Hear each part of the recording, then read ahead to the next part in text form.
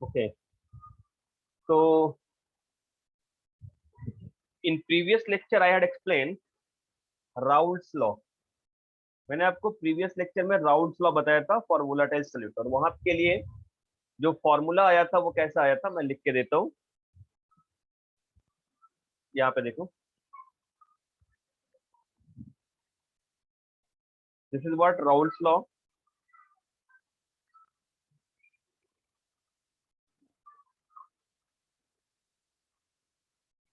For volatile solute.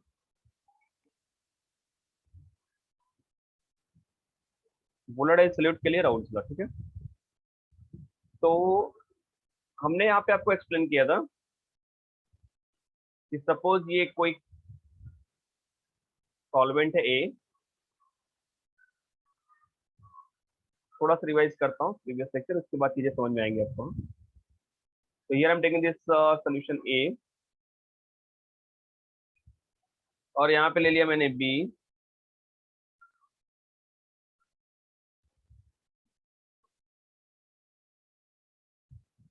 फिर दोनों को मिक्स कर दिया मैंने,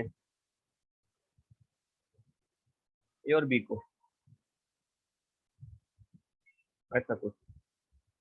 तो यहाँ पे जो ए का प्रेशर आएगा that is what vapour pressure of A, यहाँ पे जो बी का प्रेशर आएगा that is what vapour pressure of B, और यहाँ पे जो वेपर प्रेशर आएगा वो सोल्यूशन का वेपर प्रेशर होगा, राइट, ए और बी का कॉम्बिनेशन। तो यहाँ का जो वेपर प्रेशर है वो डिपेंड करता है इसके मिक्सचर पे। तो ए का जो इंटरेक्शन है और बी का जो इंटरेक्शन है उसके ऊपर डिपेंड करेगा कि ए बी का क्या इंटरेक्शन है। और मैंने बताया था कि अगर ये इंटरेक्शन ज्यादा और ये इंटरेक्शन क्या है कम है, ये इंटरेक्शन कैसा है ज्यादा है और ये इंटरेक्शन क्या है कम है, तो ज्यादा वोलेटाइल होगा। तो यहाँ पे जो वेपर प्रेशर ऑफ सोल्यूशन आएगा वो ज्यादा आएगा। लेकिन अगर इसका कम है और ये ज्यादा हो गया तो वेपर प्रेशर कम आएगा, राइट। तो यहाँ पे इस बेसिस पे यहाँ पे जो फॉर्मूला दिया गया था कि total vapour pressure is equal to, यहाँ पे मिला था P naught two minus P naught one into, sorry फिर से लिखता हूँ मैं,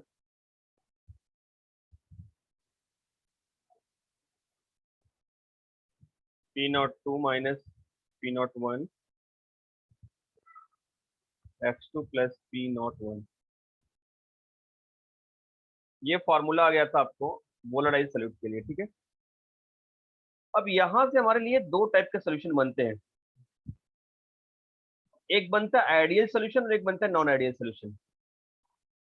तो यहां से कहानी शुरू होती है आइडियल और नॉन आइडियल की, जरा ध्यान से देखना यहाँ पे।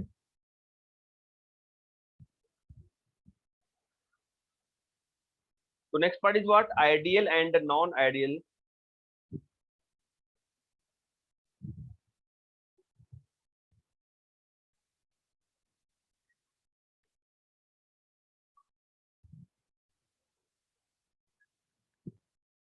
Non ideal solution, ideal and non ideal solution, चलिए इसके बारे में देखते हैं क्या है आइडियल सोल्यूशन और क्या है नॉन आइडियल सोल्यूशन। तो सबसे पहले हम आइडियल सोल्यूशन की बात करते हैं, फिर नॉन आइडियल की बात करेंगे।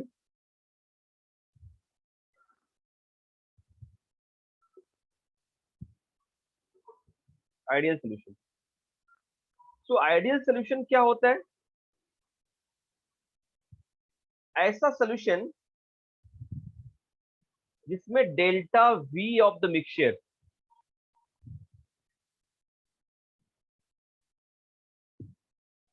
राइट, मतलब initial volume and the final volume. आपको चीज समझ में आ रही है? तो delta V of the mixture equal to what zero, इसमें कोई चेंजेस नहीं आएगा। इसका मतलब delta H of the mixture, enthalpy of mixture, enthalpy change of mixture, that will be also zero, no change. तीसरी बात अगर मैं करने जाऊंगा, delta S of the mixture, ये हमेशा जीरो होगा आइडियल और नॉन आइडियल दोनों के लिए, या always increasing, sorry not zero, it is what positive. Delta S जो होगा हमेशा कैसा होगा, पॉजिटिव, और डेल्टा जी जो होगा वो हमेशा क्या होगा, निगेटिव।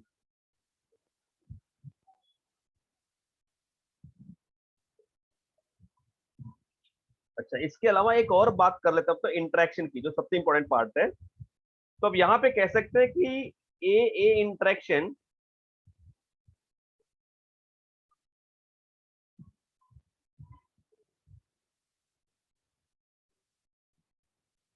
ऐसा, A A and B B interaction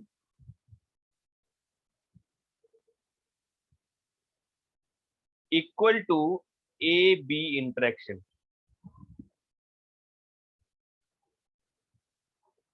तो इसके कहने का मतलब क्या हो गया, आइडियल सोल्यूशन कौन सा होगा, ऐसा सोल्यूशन जिसमें इन दोनों को मिक्स करने पे इसमें जो वॉल्यूम है उसमें कोई चेंजेस नहीं हो रहा है, इन दोनों के मिक्स करने पे डेल्टा एच इसका चेंज नहीं हो रहा है सोल्यूशन में, delta H remain as it is, initial और फाइनल में जो चेंज इन एंथैल्पी वो एज इट इज है।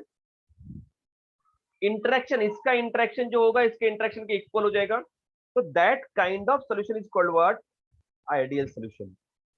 तो इस केस में अगर मैं देखूंगा यहाँ पे और ये चीजों को मैं यहाँ पे अगर कोरिलेट करूंगा, तो हमें ये पता चलेगा जो प्रेशर टोटल है वो क्या होगा, 1 और x1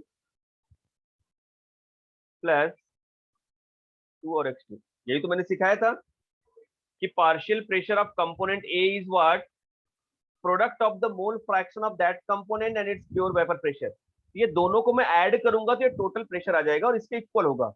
इसका मतलब अगर मैं सिंपल कहने जा रहा हूं कि partial pressure of A is equal to what, तो partial pressure A is equal to, we can say that, we can say that partial pressure of A is equal to x1 and the partial pressure of B is equal to P2 not x2।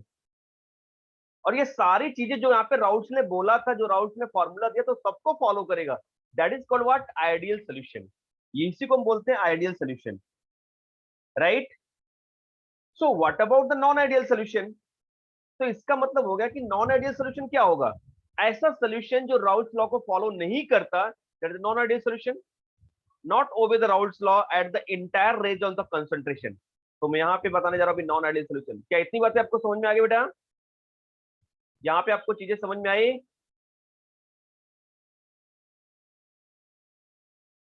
लेवरिन, अनुश्रेष्ठ, Srila,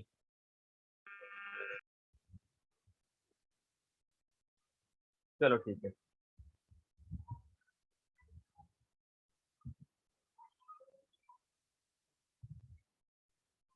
okay, तो अब देखते हैं non ideal solution.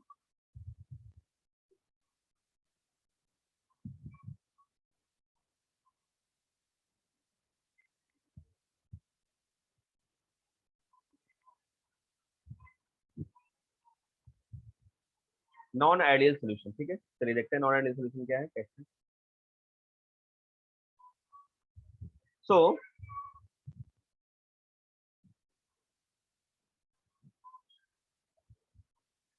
we can say that these solutions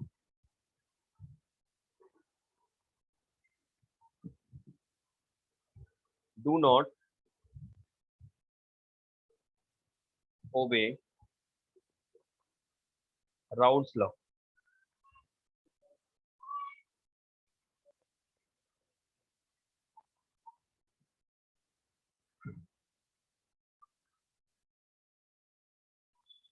Raoult's law over the entire range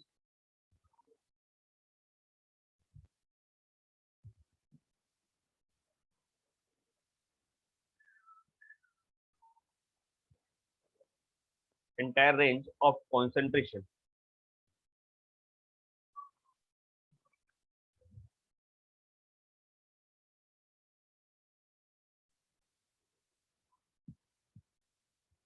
entire range of concentration, ठीक है।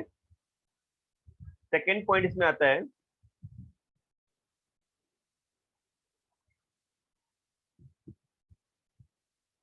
The vapour pressure of these solution can be higher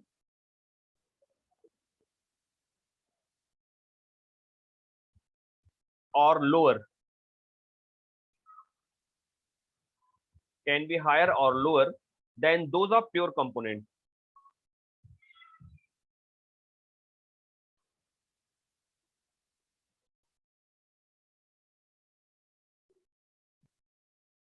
right? तो definitely vapour pressure क्या होगा यहाँ पे, या तो higher होगा या तो लोअर होगा, तो इसी को बोलते हैं डेविएशन। तो थर्ड पॉइंट क्या आ गया, deviation from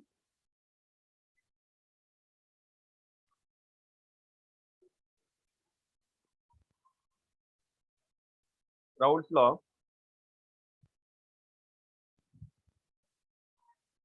these solutions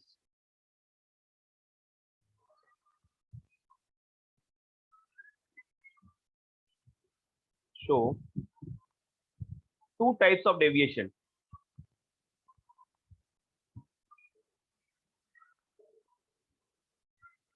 two types of deviation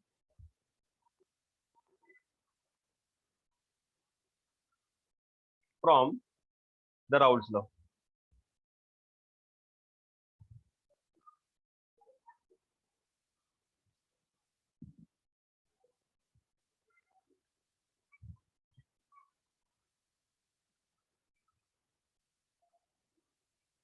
from the Raoult's law, ठीक है। तो कैसा डेविएशन होगा, तो पहले देखो कि आइडियल सोल्यूशन का कैसा ग्राफ बनेगा, फिर नॉन आइडियल सोल्यूशन की बात करेंगे। तो अगर मैंने आइडियल सोल्यूशन यहाँ पे बताया कि ये सारी चीजें हो रही है, तो इसका ग्राफ कैसा बनेगा वो मैं एक बार बता देता हूँ, फिर नॉन आइडियल पे चलते हैं, जरा ध्यान से देखना है। Graphical representation of this ideal, उसके बाद फिर नॉन आइडियल की बात करेंगे हम लोग।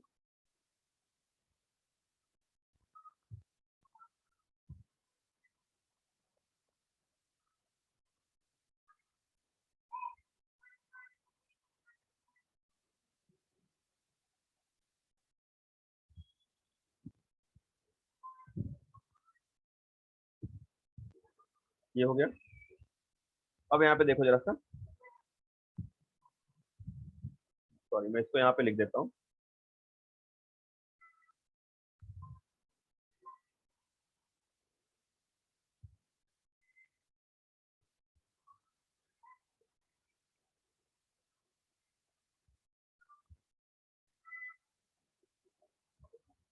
अब जरा ग्राफ को कॉन्सेंट्रेट करो, यहाँ पे देखो।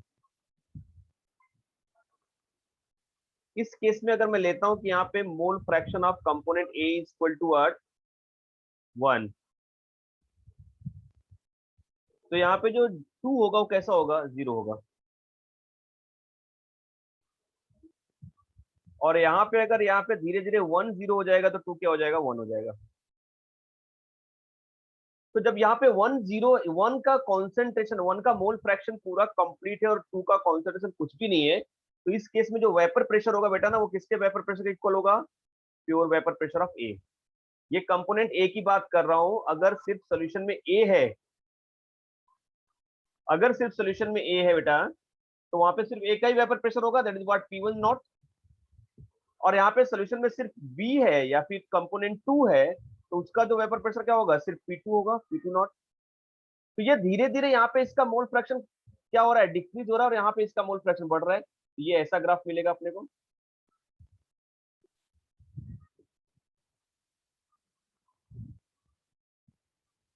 Like this. अब यहाँ पे जरा देखो,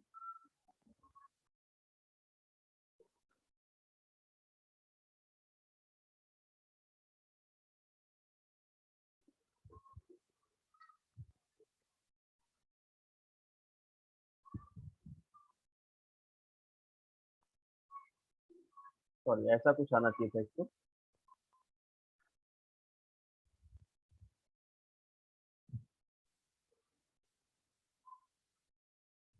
लाइक दिस।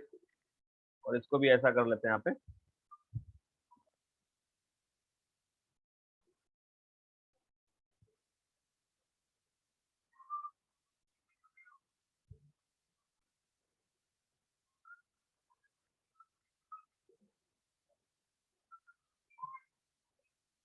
ऐसा कुछ तो ये किसका है, यहाँ पे ये क्या मिल रहा है अपने को, और ये क्या मिल रहा है, यहाँ पे किसका वेपर प्रेशर मिल रहा है, पार्शियल प्रेशर बी का। यहाँ पे हम लिखेंगे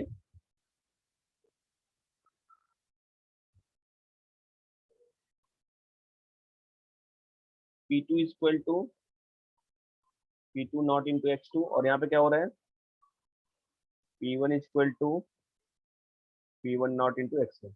ये हो गया ग्राफ, और इसी को हम कहेंगे आइडियल सोल्यूशन। तो यहाँ पे जो P टोटल हो रहा है ना,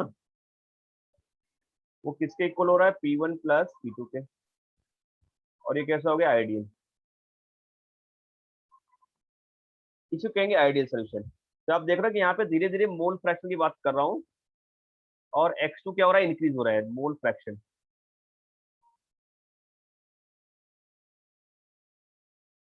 और यहाँ पे बात कर रहा हूँ वेपर प्रेशर की।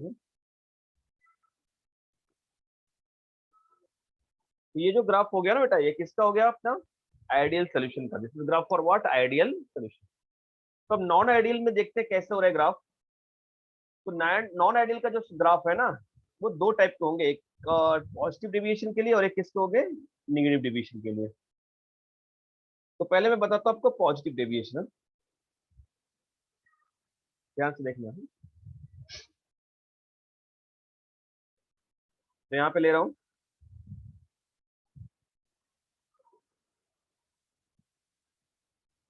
Non ideal solution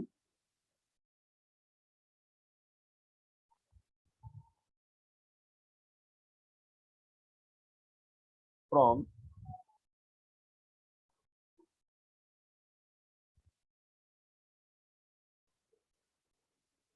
Raoult's law showing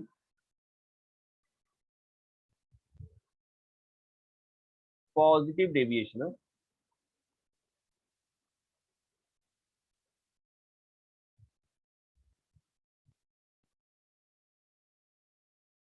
तो पॉजिटिव डेविएशन का मतलब क्या हो गया, कि जो वेपर प्रेशर हो गया वो क्या होगा, ज्यादा होगा मिक्सचर का, राइट। तो पॉजिटिव डेविएशन में क्या होने वाला है, जरा मैं आपको समझो वहां पे।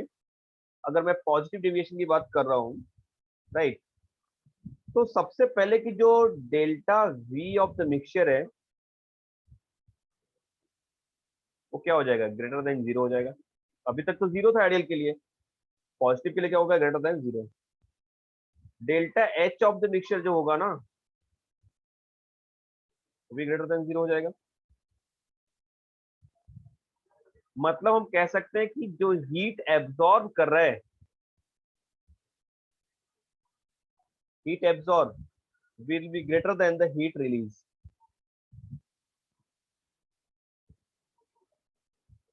ये कंडीशन हो गया। अच्छा, यहाँ पे इसका मतलब ये हो गया कि जो ए और ए का एंड बी बी का जो इंटरेक्शन है, जो अट्रैक्शन फोर्स है,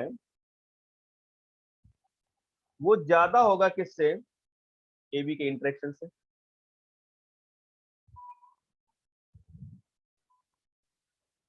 और मैंने आपको यही सिखाया था यहाँ पे,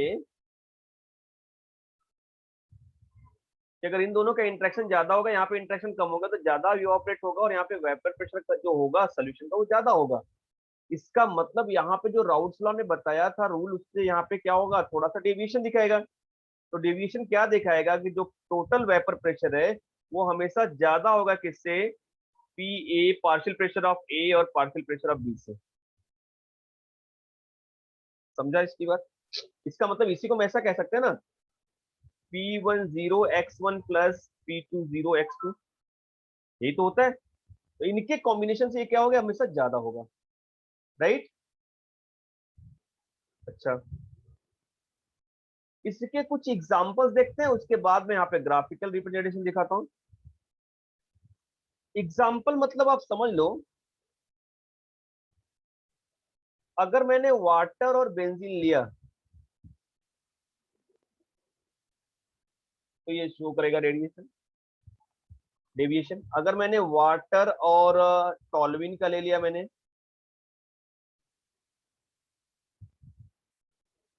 तब ये शो करेगा, राइट।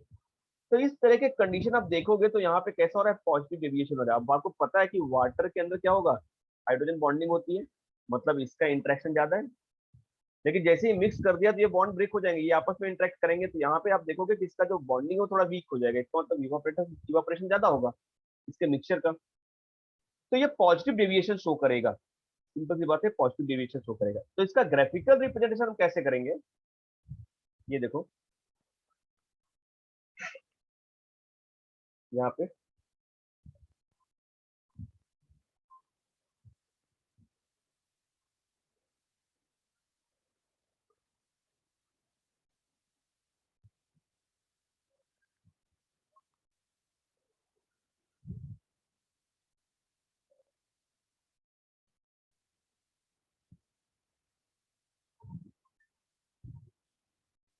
ऐसा था। अब अगर ये सोल्यूशन हमारा आइडियल होता, ये मिक्सचर अगर आइडियल होता, तो हमको यहाँ पे पता है कि क्या लेना था। यहाँ पे बेटा x1 जो होगा वो क्या होगा, 0, और x2 लेते हैं 1। अब यहाँ पे इंक्रीज करते हैं इसको, हाँ।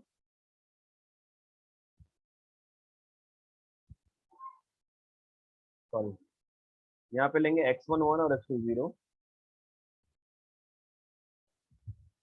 और यहाँ पे फिर x1 से x2 की तरफ जा रहे हैं हम लोग। तो यहाँ पे x1 क्या हो जाएगा, 0, और x2 क्या हो जाएगा यहाँ पे, ऐसा। तो आप इस केस में देखोगे ना, यहाँ पे डेविएशन कैसा मिल रहा है।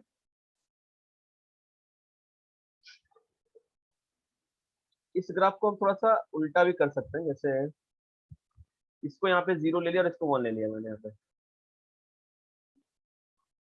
तो ये यहाँ पे क्या करेंगे हम लोग,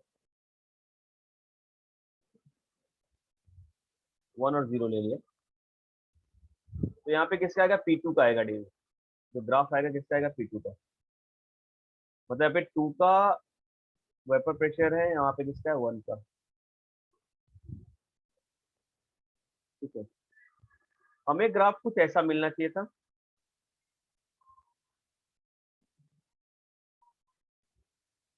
ठीक है, ऐसा आएगा।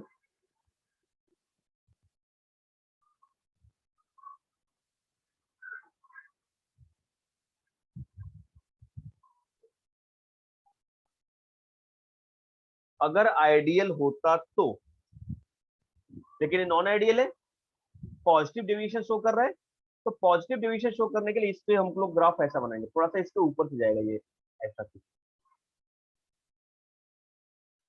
ऐसा जाएगा।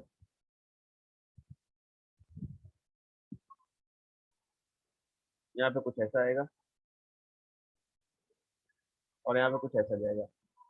आप जरा समझना इसको, ये पॉजिटिव डेविएशन शो कर रहा है, right. This one is showing what, positive deviation. ध्यान देना यहाँ पे कैसे ये पॉजिटिव डेविएशन शो कर रहा है, right.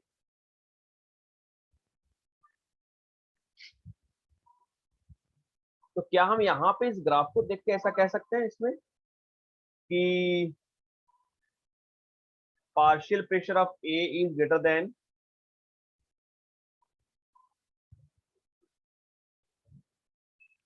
P A not into x1। मतलब हम लोग 1 करेंगे इसको, सॉरी। अभी तक राउल्ट्स लॉ के हिसाब से ये इक्वल होना चाहिए था, बट ऐसा नहीं होता।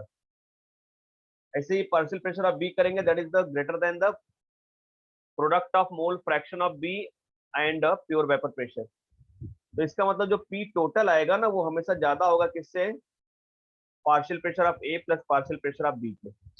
ये नोट डाउन कर लो।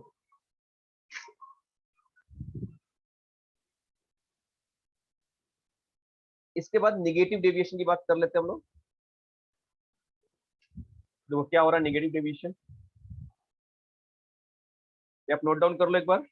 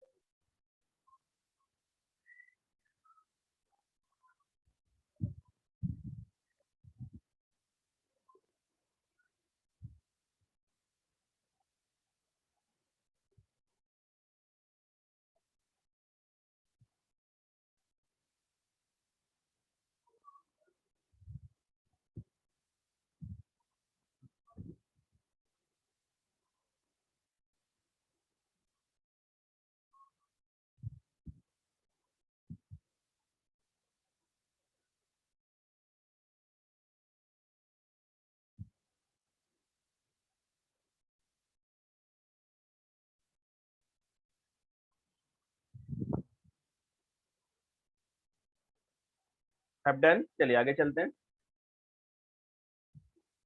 See here negative deviation.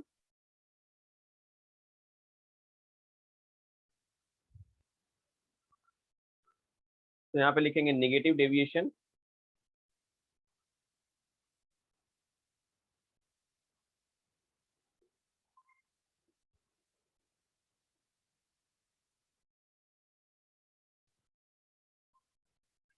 From Raoult's law.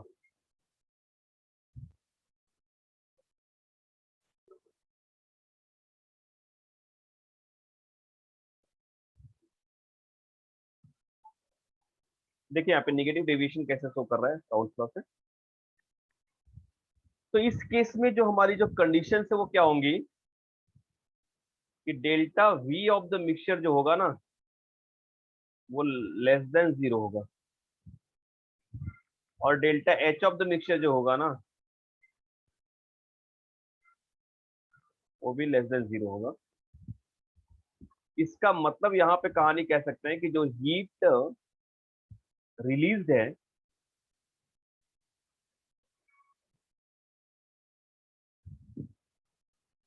वो ग्रेटर देन है हीट एब्जॉर्ब से।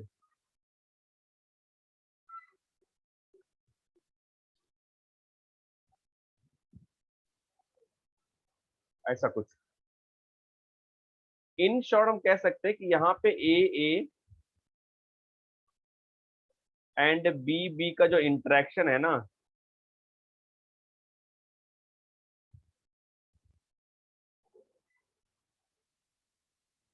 राइट, वो लेस है ए बी के इंटरेक्शन से।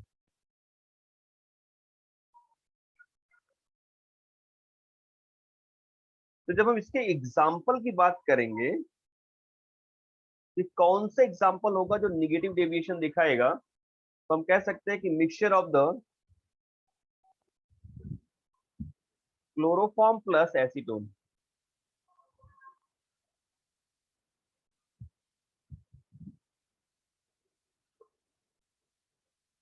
क्लोरोफॉर्म और यहाँ पे क्या हो गया बेटा एसीटोन। ठीक है,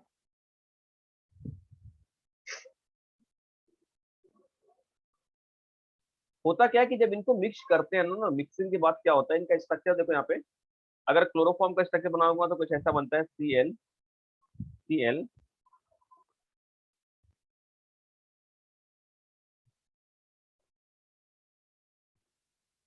और यहाँ पे हो गया एच। और एसीटोन का जो स्ट्रक्चर होगा वो ऐसा होता है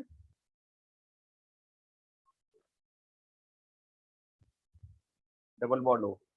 तो आप देख रहे हो कि यहाँ पे एक स्पेसिफिक बॉन्ड बन रहा है, that is what hydrogen bond. And because of the formation of this hydrogen bond इसका इंट्रैक्शन क्या हो जाता है, ज्यादा हो जाता है। इसका बॉन्ड का जो फोर्स ऑफ अट्रैक्शन हो क्या हो जाएगा, ज्यादा हो जाएगा। तो इसीलिए ये इंट्रैक्शन ज्यादा हो गया तो इवापोरेशन कम होगा, इसका मतलब इसका वेपर प्रेशर कम हो जाएगा। तो इन शॉर्ट हम कह सकते हैं कि इस केस में जो हमारा डेल्टा पी था, सॉरी, इस केस में जो हमारा पी टोटल था vapour pressure of solution that is less than the partial pressure of A and partial pressure of B. और पार्शियल प्रेशर ए और बी क्या था यहाँ पे, P10x1 plus P20x2। This is the condition, right. अब इसको जरा ग्राफिटिकली देखते हैं कि ग्राफ कैसे बनता है इसमें यहाँ पे। तो ग्राफ यहाँ पे बनेगा ऐसा लाइक, चलिए देखते हैं ग्राफ का।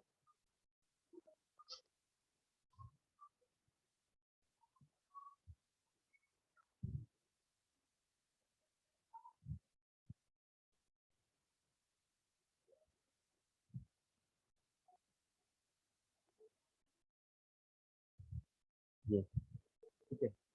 अब यहाँ पे देखो फिर से वही चीजें आ रही है यहाँ पे।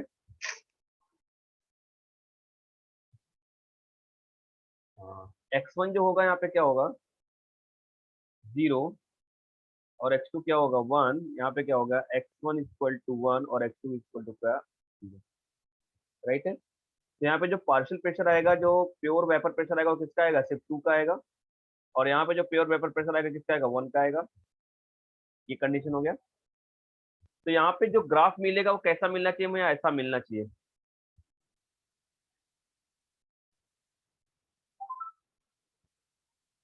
देखो ये ग्राफ मिलना चाहिए, ऐसा कुछ मिलना चाहिए, यहाँ पे ऐसा होना चाहिए। अगर आइडियल होता तो ऐसा होता,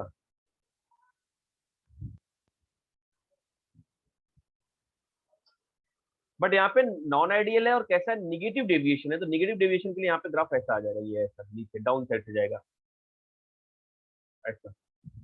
यहाँ पे भी कैसा आ गया बेटा, ऐसा आ गया, थोड़ा डाउन साइड से जाएगा, ये भी कैसा आ गया, ऐसा। ये निगेटिव डेविएशन शो कर रहा है। ओके, आगे बात समझ में। ये पार्शियल प्रेशर बी हो गया और ये पार्शियल प्रेशर ए हो गया, ये कंडीशन हो गया इसका, ठीक है। इस साइड में मूव करेंगे तो किस साइड में जा रहा है हम लोग, x1 की साइड में जा रहा है, और यहाँ पे मूव करेंगे तो किसके जा रहा है, that's all.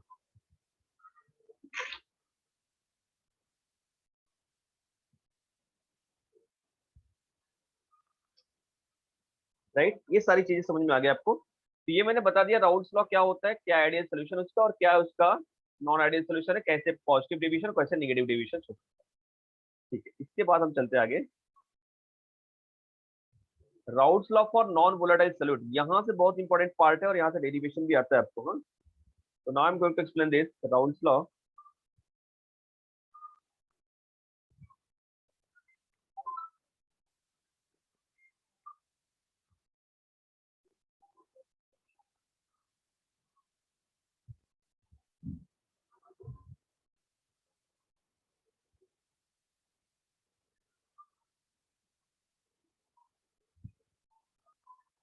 solutions of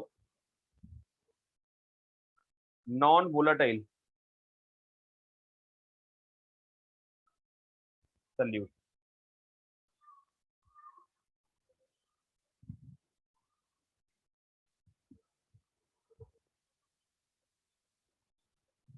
non volatile solute के लिए देखते हैं यहाँ पे कैसा है। तो अभी तक तो हमने ये पढ़ा था कि partial pressure of A is equal to P1 into x1, या पार्शियल प्रेशर 1 ले लेते हैं, यहाँ पे इसको कर सकते हैं। इसका मतलब पार्शियल प्रेशर, ठीक है,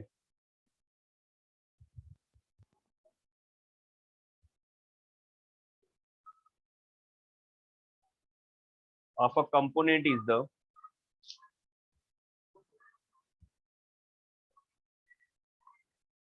product of mole fraction and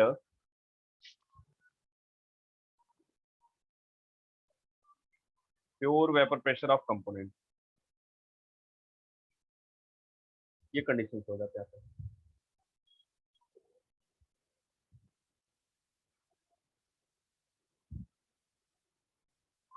ये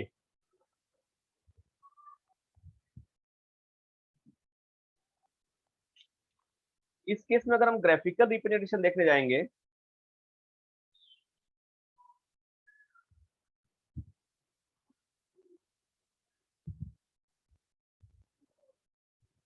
तो यहाँ पे ऐसा कुछ ग्राफ मिलता है अपने को। यहाँ पे लेते हैं vapour pressure,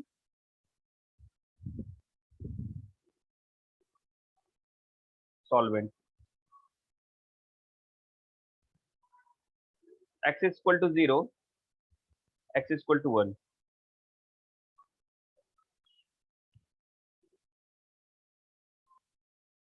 mole fraction of solvent, जरा समझना है यहाँ पे, जैसे जैसे सॉल्वेंट का मोल फ्रैक्शन बढ़ेगा वैसे वैसे इसका वेपर प्रेशर बढ़ेगा। राइट, अगर वेपर प्रेशर यहाँ पे मोल मोल फ्रैक्शन सॉल्वेंट जो है, मोल फ्रैक्शन सॉल्वेंट का वो क्या है, 0 है, मतलब उसका कंट्रीब्यूशन ही नहीं है, तो वहाँ पे इसका वेपर प्रेशर भी क्या होगा, 0 होगा। आ रही बात समझ में। अच्छा, हमें ये भी पता है यहाँ पे फॉर बाइनरी सोल्यूशन, ऐसा सोल्यूशन जिसमें दो कंपोनेंट हो, तो हमें पता है x1 plus x2 equal to क्या होता है बेटा, 1 होता है। या फिर हम कह सकते हैं x1 इक्वल टू क्या होता है, 1 - x2 होता है। तो हमने ऊपर जो फॉर्मूला लिखा था P1 equal to P1 not x1, तो क्या हम यहाँ पे इसको ऐसा लिख सकते हैं P1 नॉट 1 - x2। x1 की जगह मैंने 1 - x2 लिख दिया। आ रहा है समझ में? चलिए इसके बाद क्या कर सकते हैं हम इसको आगे, तो मल्टीप्लाई करेंगे तो क्या मिलेगा, P1 naught minus P1 naught x2। अच्छा, इसको थोड़ा और सिंप्लीफाई कर लेते हैं, तो यहाँ पे क्या मिल जाएगा अपने को, P1 naught minus P1 is equal to P1 naught x2। इसको मैं इस साइड में ले आऊंगा तो क्या हो जाएगा यहाँ पे, P1 naught minus P1 upon P1 naught equal to what, x2। और इसी को हम लिख सकते हैं डेल्टा P, तो delta P upon P1 naught equal to what, x2। एक इंपॉर्टेंट डेरिवेशन मिल गया, राइट। और इसी को कहते हैं relative lowering of vapour pressure. क्या बोलते हैं इसको बेटा, relative lowering of vapour pressure. Okay, क्या बोलते हैं इसको, relative lowering of vapour pressure. और यहां से आपका शुरू हो जाएगा कोलिगेटिव प्रॉपर्टीज। तो थोड़ा सा आज इंट्रोडक्शन देता हूं मैं कोलिगेटिव प्रॉपर्टीज का, उसके बाद यहां से स्टार्ट करूंगा आगे। ये नोट डाउन करो फिर आगे चलते हैं, हाँ?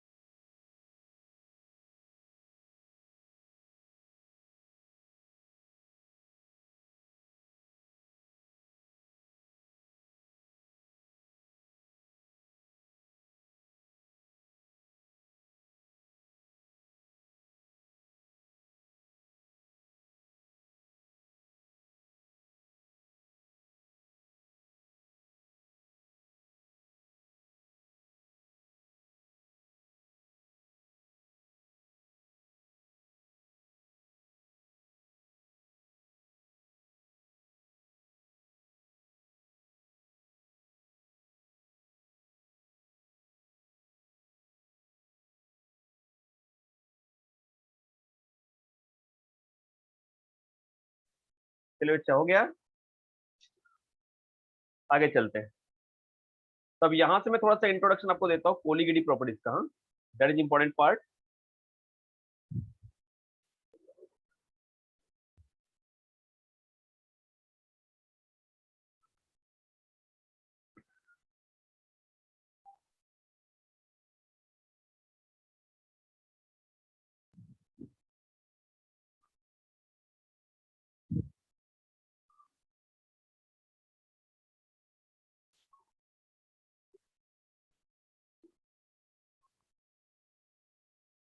Colligative properties. हाँ, देखते हैं क्या होता है colligative properties. So actually properties of solution which depend upon the number of solute particles and not depend upon the nature. I repeat, the properties of solution which depend upon only number of solute particles, not on the nature of solute particle, it's called what? Colligative property. मैं लिख के देता हूं यहाँ पे।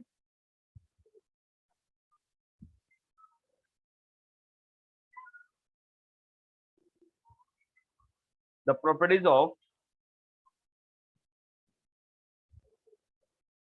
dilute solution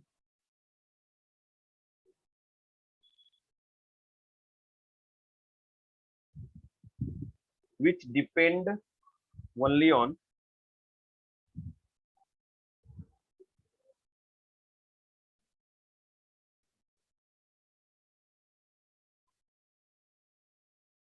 number of solute particles। हाँ?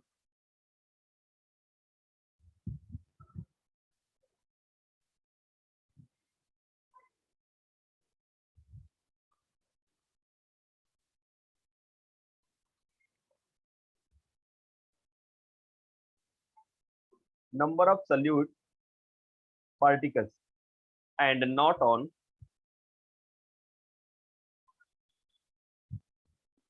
nature of solute particles।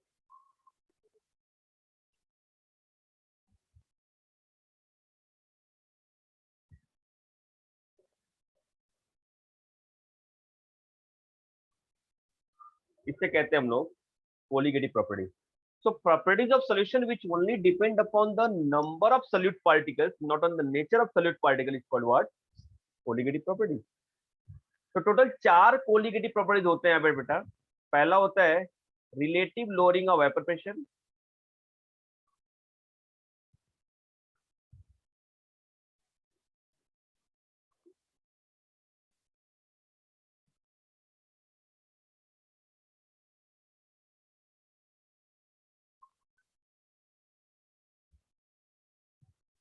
दूसरा होता है elevation of boiling point,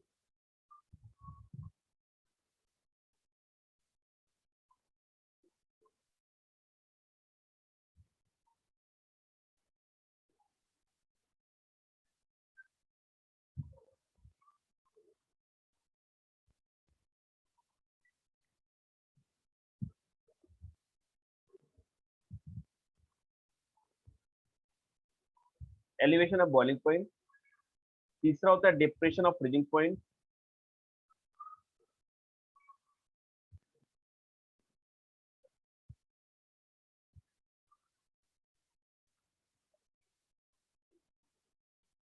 और चौथा होता है osmotic pressure।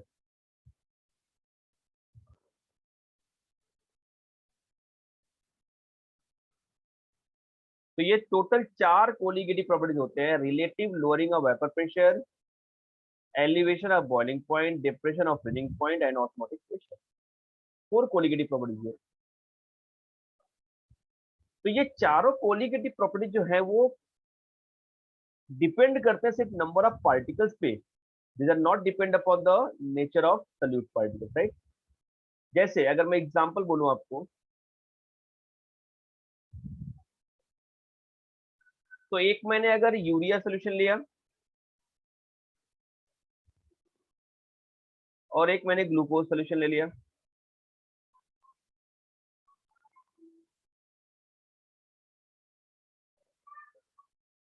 दोनों का कॉन्सेंट्रेशन सेम लिया, सपोज मैंने ले लिया 0.1 मोलार और यहाँ पे भी ले लिया 0.1 मोलार,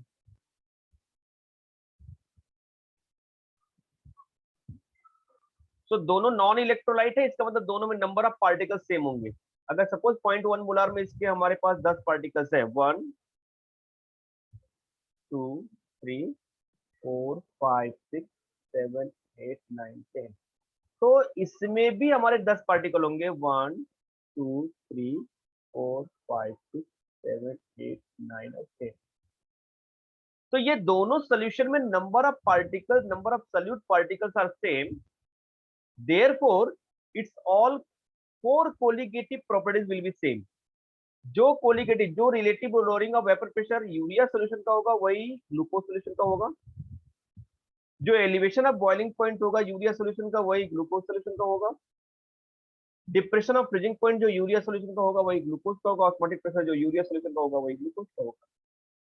इसका मतलब कि अगर नंबर ऑफ पार्टिकल सेम है तो ये प्रॉपर्टी सेम होगी। मतलब ये नेचर पे डिपेंड नहीं करता, क्योंकि नेचर तो दोनों का डिफरेंट है। ये यूरिया है और ये ग्लूकोज है और दोनों का नेचर डिफरेंट है, तो डेफिनेटली ये किस पे डिपेंड करता है? नंबर ऑफ पार्टिकल्स पे। और नंबर ऑफ पार्टिकल्स पे जो डिपेंड करते हैं नेचर पे नहीं, उसी को कहते हैं कोलिगेटिव प्रॉपर्टीज। तो टोटल ये 4 कोलिगेटिव प्रॉपर्टीज होते हैं: relative lowering of vapour pressure, elevation of boiling point, depression of freezing point and osmotic pressure. और इनसे हम लोग इनके बारे में स्टडी करेंगे और डेरिवेशन करेंगे इसके फॉर्मूला, जो कि यूज होगा to identify the molecular mass of salute.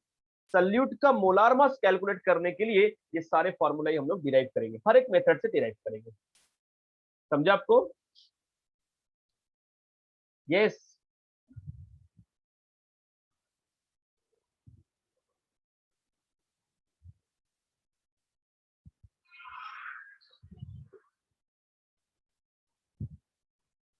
Got it?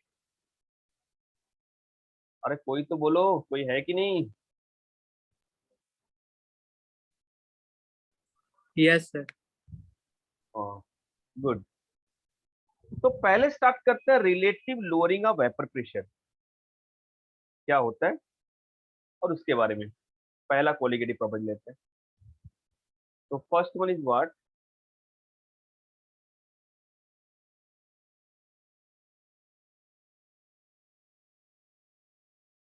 Relative lowering of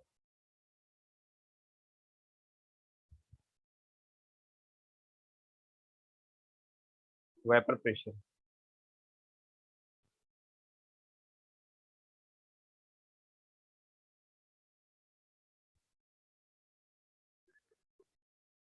देखो यहाँ पे ये होता क्या है?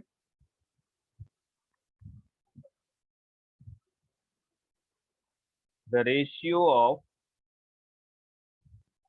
Vapour pressure lowering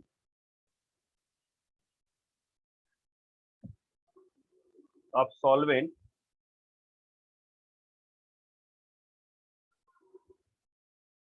divided by the vapor pressure of pure solvent, मैं समझाता हूं अभी, is called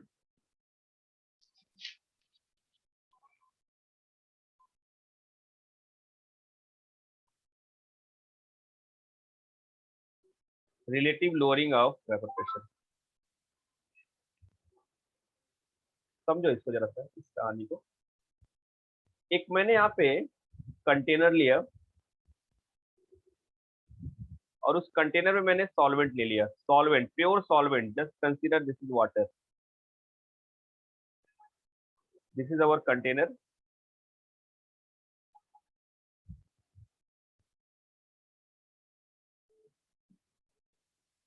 इसको मैंने कवर कर दिया,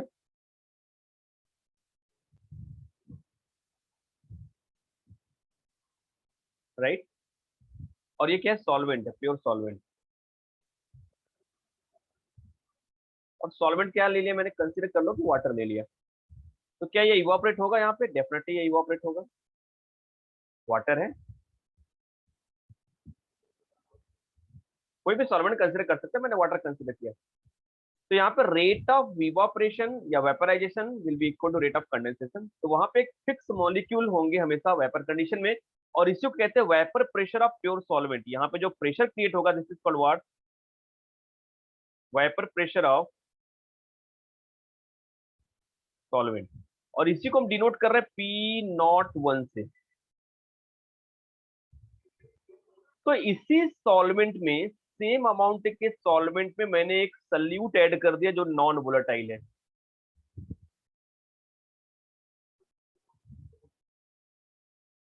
सेम अमाउंट में मैंने ले लिया सॉल्वेंट, जो पहले था वही लिया मैंने, इसमें कोई चेंजेस नहीं किया, सेम अमाउंट में।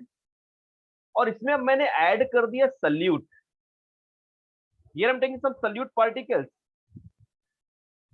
You are observing here, I'm taking the solute particles.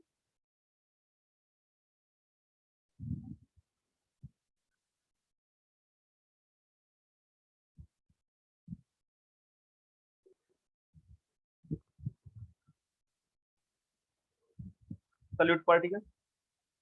और यहाँ पे इसको कवर कर दिया मैंने.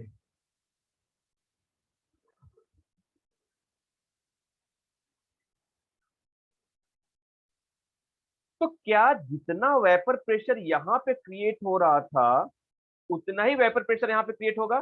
नहीं, क्योंकि अब क्या हो रहा है, जो नॉन वोलाटाइल सल्यूट है ना, ये अब सॉल्यूशन हो गया आपका बेटा. क्या हो गया? ये सॉल्यूशन कंटेनिंग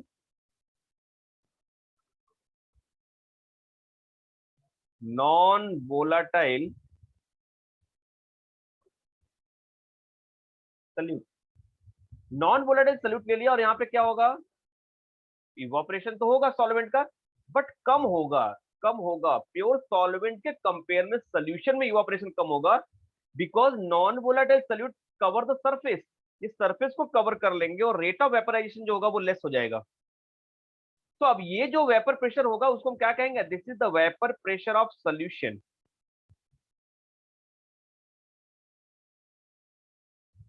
और इसी को मैं P1 कह रहा हूं. तो definitely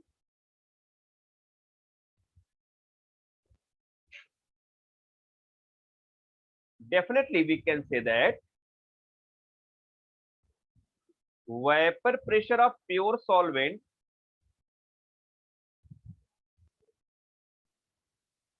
P01 will be greater than the vapor pressure of solution.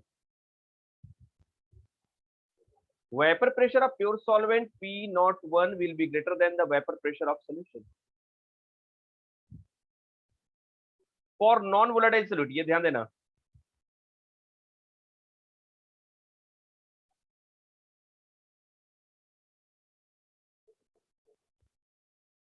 So therefore lowering of vapor pressure क्या हो जाएगा बेटा? यहाँ पे lowering of vapor pressure delta P will be equal to P01 minus P1. यही तो होगा vapour pressure of pure solvent minus vapour pressure of solution. So उसी के बेसिस पे अभी मैंने ऊपर डिराइव किया या आपको डिफाइन किया what is the relative lowering of vapour pressure. So we can say that दस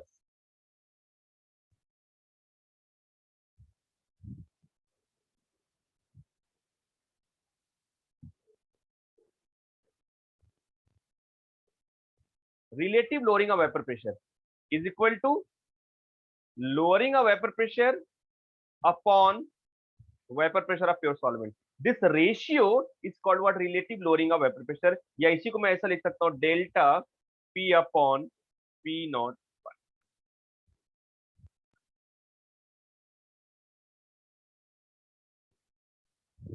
और फॉर नॉन वोलाटाइल अभी राउट्स लॉ मैंने देखा था, क्या था यहाँ पे? According two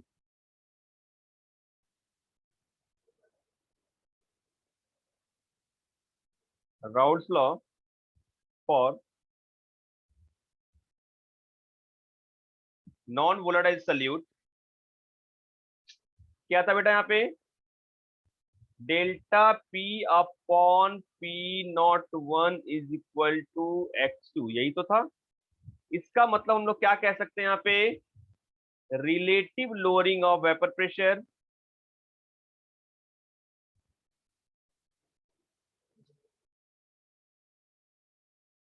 of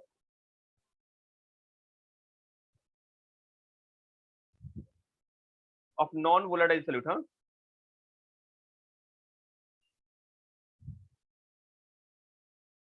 is equal to mole fraction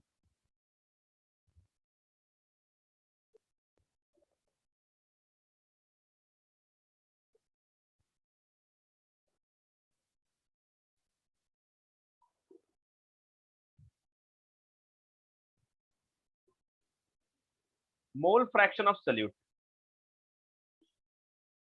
ये, right, this is the mole fraction of solute. So I hope you understood this part, right? अब इसी से हम लोग मोलार मास निकालेंगे. यहाँ पे ये बहुत इंपॉर्टेंट डेरिवेशन जो मैं आपको कराने जा रहा हूँ, very very most important derivation है. यहाँ पे देखिए, मोलार मास ऑफ सोल्यूट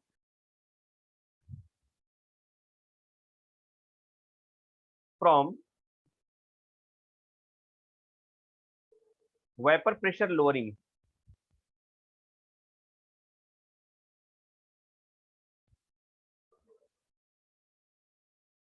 इससे ही आपको डेरिवेशन आता है, डायरेक्टली ये डेरिवेशन आता है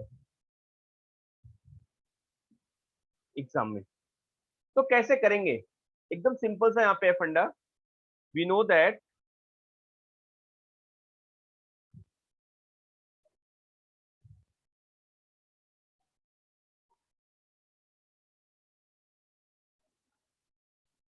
delta P upon P naught one is equal to X two. और एक्स टू क्या होता है?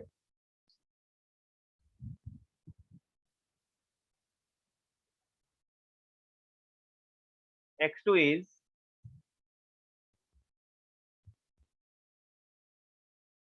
mole fraction of solute will be equal to n2 upon n1 plus n2. यही तो हमने सीखा है. जिसका मोल फ्रैक्शन निकालते हैं उसका नंबर ऑफ मोल ऊपर होता है, बाकी दोनों नंबर ऑफ मोल नीचे. Total solution. तो क्या यहाँ पे हम लिख सकते हैं ऐसा? Therefore delta P upon P naught equal to x2, और x2 इक्वल टू क्या हो गया बेटा? n2 upon n1 plus n2. But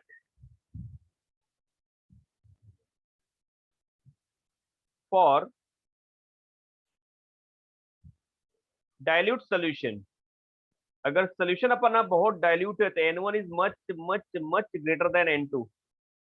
therefore we can say that n1 plus n2 approximate equal to n1. is it right? तो हम यहाँ पे substitute कर देते हैं value. therefore we can write here delta p upon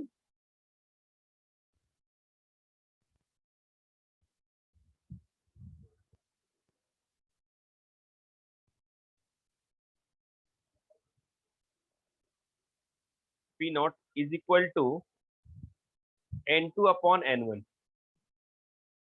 तो इसी को हम n1 n2 को लिख सकते हैं.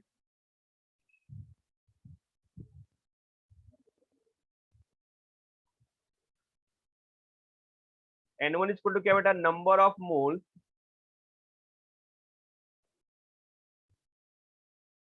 Solvent.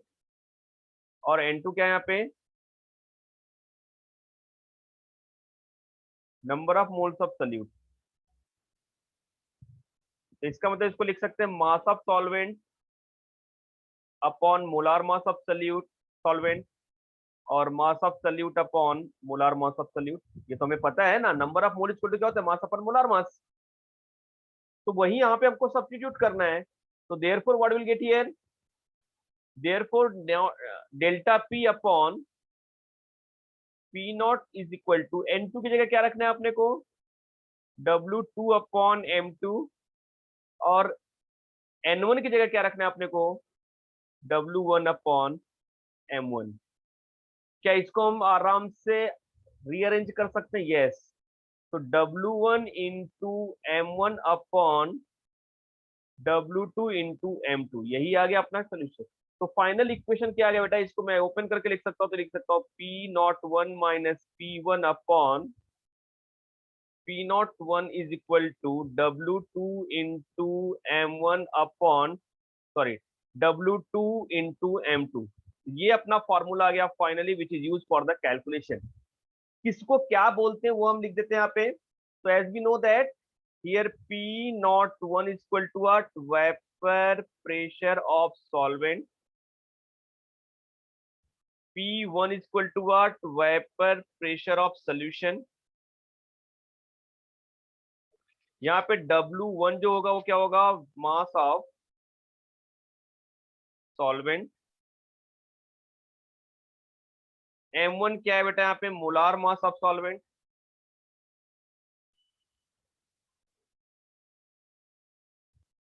Molar mass of solvent. W2 जो होगा वो क्या होगा? मास ऑफ सल्यूट।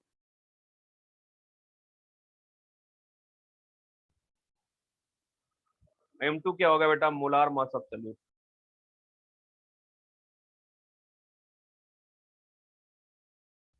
ये कंडीशन समझो। तो ये यूज होता है कैलकुलेशन के लिए। तो इससे रिलेटेड मैं नेक्स्ट टाइम आपकी न्यूमेरिकल कराऊंगा और बाकी के कोलिगेटिव प्रॉपर्टी बताऊंगा, like that elevation of boiling point, depression of freezing point and osmotic pressure. तो आज के लिए इतना ही करते हैं बस। हाँ, ओके।